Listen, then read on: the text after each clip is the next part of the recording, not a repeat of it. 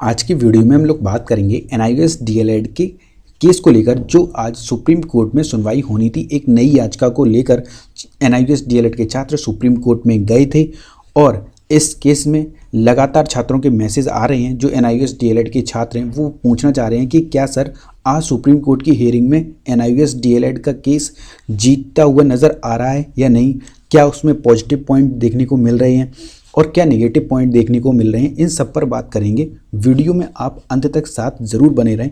कम समय में point two point बात करेंगे।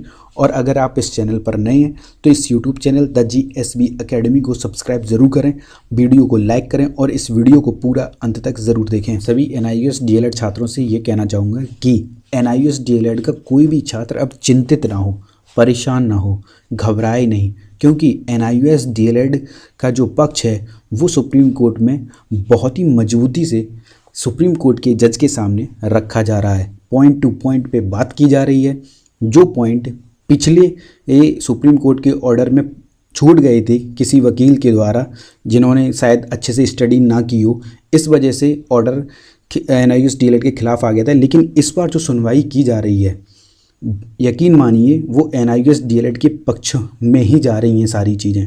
सबसे पहले तो आज जो सुनवाई हुई बहुत ज़बरदस्त तरीके से हुई। वकील ने अपने जो पॉइंट हैं एनआईओएस डीएलएड के वो बहुत ही बारीकी से अध्ययन किया है उन्होंने, और point two point supreme court के जज के सामने चीज़ें रखी जा रही थी। एनआईओएस डीएलएड को सबसे पहले तो उन्होंने ये बात जज को सामने ये रखी है कि ये जो कोर्स है वो 18 मंथ प्लस 6 मंथ यानी कि टोटल 24 मंथ का है।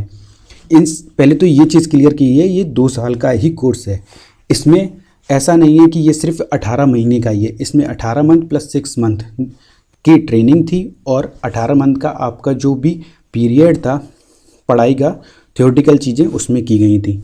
इसी वजह से पहले तो उन्होंने इसको क्लियर किया। मतलब पॉइंट टू पॉइंट वकील साहब चीज़ें बता रहे थे, आर्टिकल के तौर पर भी बता रहे थे कि एनआईओएस डीएलएड के जो एनसीटी से अप्रूव्ड था, एनसीटी ने जो नोटिफिकेशन एनआईओएस डीएलएड के लिए निकाले थे वो भी उन्होंने अटेस्ट किए थे, और एमएचआरडी ने जो ये कोर्स कराया था केंद्र सरकार ने, तो वो भी चीज़ उन्होंने दिखाई उधर सुप्रीम कोर्ट जज के सामने। और किस आर्टिकल के तहत जो अनट्रेन टीचर थे 12th में जो पढ़ा रहे थे, उसके लिए ये योजना लाई गई थी वन टाइम के लिए। एनआईओएस डीएलएड चाहे वो प्राइवेट में पढ़ा रहे हों टीचर और चाहे वो सरकारी कॉलेज में पढ़ा रहे हों, उन सभी के लिए एनआईओएस डीएलएड वैलिड था और एनआईओएस डीएलएड इक्विवेलेंट था रेगुलर डीएलएड के।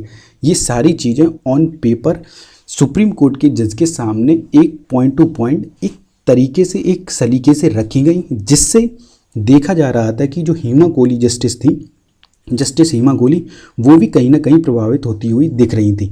तो आप ये विश्वास मानिए कि एनआईओएस डीएलएड का जो केस है वो जीत की ओर अग्रसर दिख रहा है।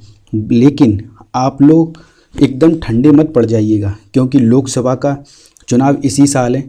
तो कृपया करके जितने भी एनआईओएस डीएलएड के छात्र हैं वो ट्रेंड कराएं, ट्वीट करें। जो मंत्री हैं एमएचआरडी के, एनसीटीई के अध्यक्ष हैं, उन सबको, और अपने अपने क्षेत्र में जितने भी सांसद और विधायक हैं उनके पास जाकर पत्र दें कि ये एनआईओएस डीएलएड जो है वो 14 लाख छात्रों का सवाल है।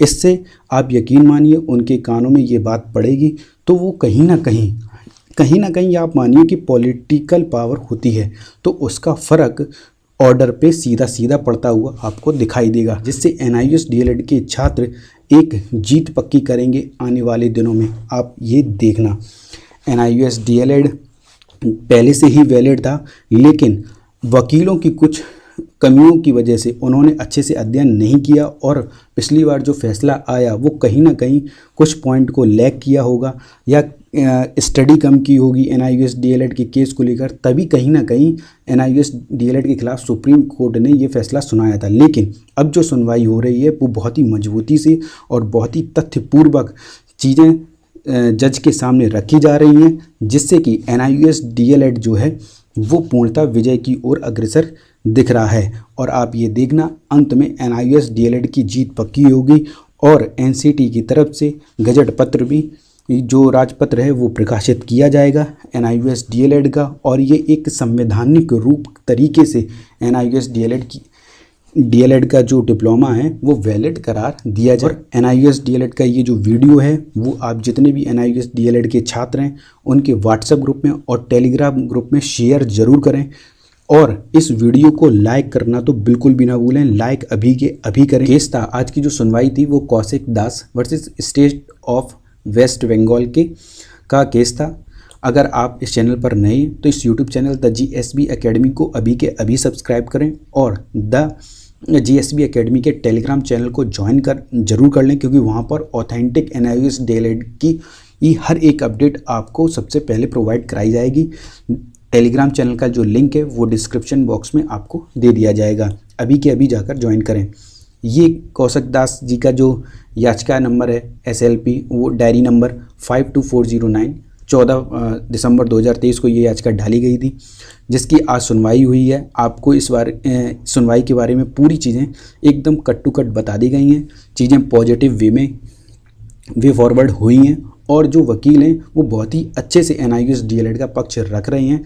आप ये मान के चलिए, अगर ऐसे ही तथ्यों के साथ उन्होंने आगे की कार्रवाई की तो एनआईयूएस डीएलएड की जीत आप पक्की समझिए, ठीक है। और फिर काफ़ी छात्र ये भी पूछ रहे थे कि सर आज की सुनवाई तो जो कंप्लीट हुई है वो तो हुई है, लेकिन जो नेक्स्ट डेट जो है वो कब होने वाली है। तो नेक्स्ट डेट जो है इसकी वो 16 फरवरी 2024 को इसकी डेट पड़ी है।